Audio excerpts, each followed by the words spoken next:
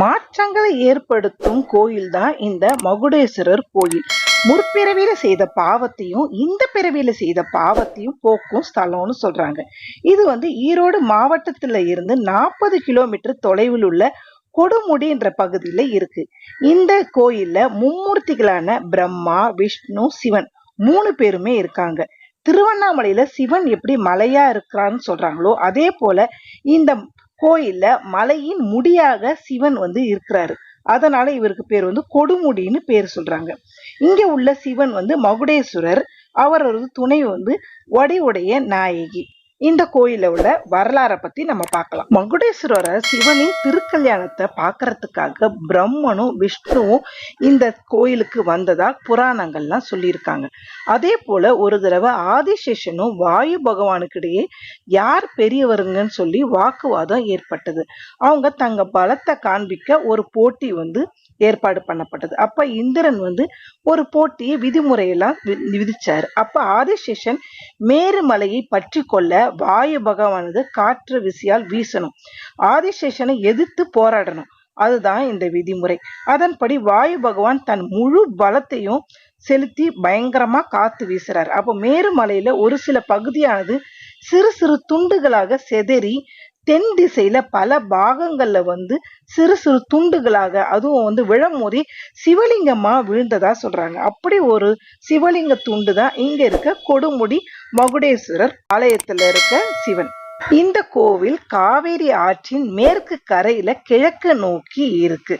இங்க மும்மூர்த்திகளுக்கும் தனித்தனியா 3 கோபுரங்களும் தனித்தனியா 3 சன்னதிகளும் அதே போல 3 வாசல்களும் இருக்கு.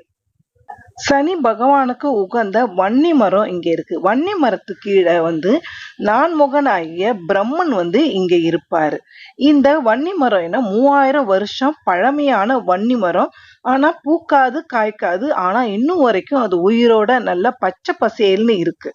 இந்த அப்புறம் இங்க சனி பகவான் கோயில் இருக்கு. அந்த சனி பகவானுக்கு எதிரே அவருடைய வாகனமாக காக்கை இருக்கு. காக்கைக்கு முன்பாக பக்தர்கள் எல் போட்டனத்தை கொண்டு தங்களுக்கு தாங்களே தலைக்கு மேல சுத்தி நெருப்புல போடுறாங்க. இப்படி செஞ்சா சனி தோஷம் நீங்கன்னு சொல்றாங்க. இந்த கோயில்ல காவேரி ஆறு, பிரம்ம தீர்த்தம், பரத்வாஜ தீர்த்தம், தேவ தீர்த்தம் 4 தீர்த்தங்கள் இருக்கு.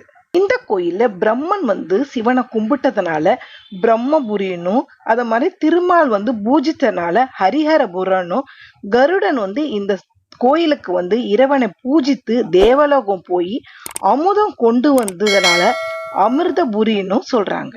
இந்த கோயிலை பத்தி திருஞான சம்பந்தர், திருநாவுக்கரசர், சுந்தரர் 3 புலவர்களாக பாடப்பட்டிருக்கிறது தேவார பாடல்ல. இங்கு மூலவரா இருக்கிறவர் வீர நாராயண பெருமாள். கருடாழ்வார் இவரை பார்த்த மாதிரி இருக்கார். மூலவர் பெருமாள் படுத்த நிலையில அற்புதமா இருப்பார். 12 ஆழ்வார்கள் பரமபதநாதர், ராமானுஜர், நாகர், வெங்கடாஜலபதி, ஆஞ்சநேயர்லாம் இருப்பாங்க. இந்த கோயில்ல ஆஞ்சநேயர் சற்று வித்தியாசமா இருப்பார். கோர பல்லுல காட்சி அளிப்பார். இங்க மகாலட்சுமிக்கு தனியா ஒரு சந்நிதியும் இருக்கு. கோயில்ல உள்ள போய் பாத்தீங்கன்னா மேற்கூரையிலேயே சீலிங்லயே ராசி சக்கரங்கள்லாம் கல்லுலயே பொறிச்சு இருப்பாங்க. இந்த கோயில் ஆதிசேஷனால் பாம்பால உருவாக்கப்பட்ட கோயில்னு சொல்றாங்க. இந்த தலத்திற்கு நாகர் வழிபாடு ரொம்ப விசேஷமா நடக்குமா. இங்க உள்ள விநாயகர் வேப்ப மரமும் அரச மரமும் இணைஞ்சிருக்க இடத்துல விநாயகர் இருப்பாரு. இந்த விநாயகரை காவிரி ஆற்றுல இருந்து ஓட தண்ணியை கொண்டு அபிஷேகம் செஞ்சு நம்ம கும்பிட்டா திருமண தடை, குழந்தை பேர் இல்லாதவங்களுக்கு எல்லாம் பாக்கியம் கிடைக்கும்னு சொல்றாங்க.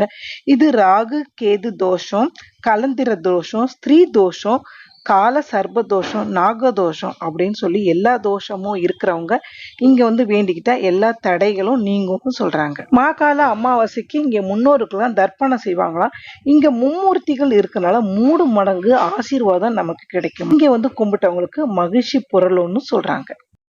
இந்த வீடியோ பிடிச்சிருந்ததுன்னா மறக்காம சரோ ஸ்டோரியை சப்ஸ்கிரைப் பண்ணுங்க, அந்த பெல் பட்டனையும் கிளிக் பண்ணுங்க. More videos every week.